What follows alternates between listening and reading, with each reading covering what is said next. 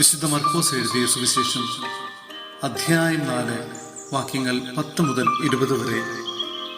ഉപമകളുടെ ഉദ്ദേശം. അവൻ തനിച്ചായപ്പോൾ 12 പേരും കൂടെയുണ്ടായിരുന്ന മറ്റുള്ളവരും ഉപമകളെ കുറിച്ച് അവനോട് ചോദിച്ചു. അവൻ പറഞ്ഞു, ദൈവരാജ്യത്തിന്റെ രഹസ്യം നിങ്ങൾക്കാണ് നൽകപ്പെട്ടിരിക്കുന്നത്. പുറത്തുള്ളവർക്കാകട്ടെ എല്ലാം ഉപമകളിലൂടെ മാത്രം. അവർ കണ്ടിട്ടും കാണാതിരിക്കുന്നതിനും കേട്ടിട്ടും ഗ്രഹിക്കാതിരിക്കുന്നതിനും, അങ്ങനെ അവർ മനസ്സു തിരിഞ്ഞ് മോചനം പ്രാപിക്കാതിരിക്കുന്നതിനും വേണ്ടിയാണ് അത്. വിദഗ്ധക്കാരന്റെ ഉപമ വിശദീകരണം.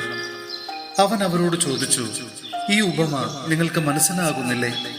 അങ്ങനെയെങ്കിൽ ഉപമകളെല്ലാം നിങ്ങൾ എങ്ങനെ മനസ്സിലാക്കും? വിദഗ്ധക്കാരൻ വചനം വിതയ്ക്കുന്നു.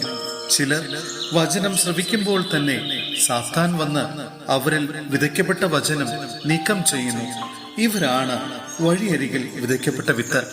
ചിലർ വചനം കേൾക്കുമ്പോൾ സന്തോഷപൂർവം അത് സ്വീകരിക്കുന്നു. പാറപ്പുറത്ത് വിതയ്ക്കപ്പെട്ട വിത്ത് ഇവരാണ്. വേരില്ലാത്തതിനാൽ അവ അല്പസമയത്തേക്ക് മാത്രം നിലനിൽക്കുന്നു. വചനത്തെ പ്രതി ക്ലേശവും പീഡയും ഉണ്ടാകുമ്പോൾ തൽക്ഷണം അവർ വീണുപോകുന്നു. മുൾച്ചെടികൾക്കിടയിൽ വിതയ്ക്കപ്പെട്ടത് മറ്റു ചിലരാണ്. അവർ വചനം ശ്രവിക്കുന്നു, എന്നാൽ ലൗകിക വ്യഗ്രതയും ധനത്തിന്റെ ആകർഷണവും മറ്റു വസ്തുക്കൾക്ക് വേണ്ടിയുള്ള ആഗ്രഹവും അവരിൽ കടന്നുകൂടി വചനത്തെ ഞെരുക്കുകയും അത് ഫലശൂന്യമാവുകയും ചെയ്യുന്നു.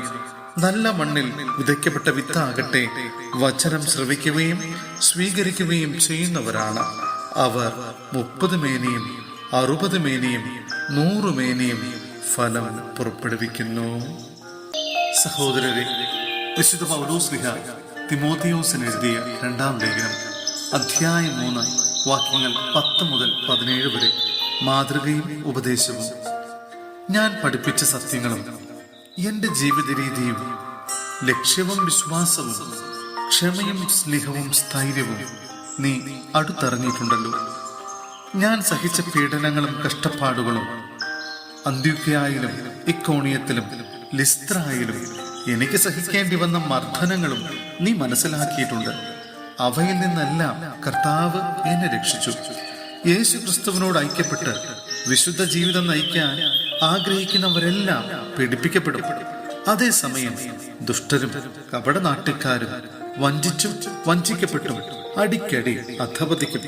എന്നാൽ നീ പഠിച്ചിട്ടുള്ളതും ഉറപ്പായി വിശ്വസിച്ചിട്ടുള്ളതുമായ കാര്യങ്ങൾ ആരിൽ നിന്നാണ് പഠിച്ചതെന്നോർത്ത് അവയിൽ സ്ഥിരമായി നിൽക്കുക. യേശു ക്രിസ്തുവിലുള്ള വിശ്വാസത്തിലൂടെ രക്ഷ പ്രാപിക്കുന്നതിനെ നിന്നെ ജ്ഞാനിയാക്കുന്ന വിശുദ്ധ ലിഖിതങ്ങൾ നീ ബാല്യം മുതൽ പഠിച്ചറിഞ്ഞിട്ടുള്ളതാണല്ലോ.